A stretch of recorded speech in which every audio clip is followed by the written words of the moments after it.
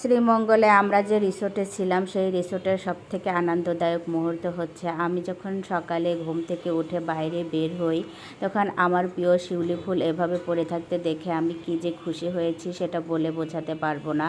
আমার ভীষণ পছন্দের একটি ফুল হচ্ছে শিউলি ফুল। ছোটোবেলায় আমরা মামাতো বোনরা মিলে অনেক সকালে ঘুম থেকে উঠে শিউলি ফুল কুড়িয়ে নিয়ে আসতাম আর অনেক মজা করে মালা বানাতাম। কত মধুর স্মৃতি এই ফুল নিয়ে।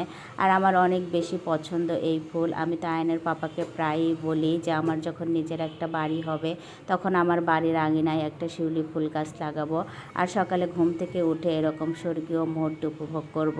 তো আয়নের পাপাকে তো আমি বারবার ধন্যবাদ জানাচ্ছিলাম এই রিসোর্টে রাখার জন্যে। আর এরকম সুন্দর মুহূর্ত উপভোগ করতে পেরে আমি ভীষণ খুশি। আমার ছেলেকে বারবার বলতেছিলাম যে তোমার মাম্মির অনেক বেশি পছন্দ হচ্ছে শিউলি ফুল। তো আমার ছেলে এটা শুনে আমাকে অনেক আগ্রহের সাথে ফুল কুড়িয়ে দিচ্ছিল। তো মা ছেলে মিলে ফুল কুড়িয়ে ফুলের ঘ্রাণ নিচ্ছিলাম।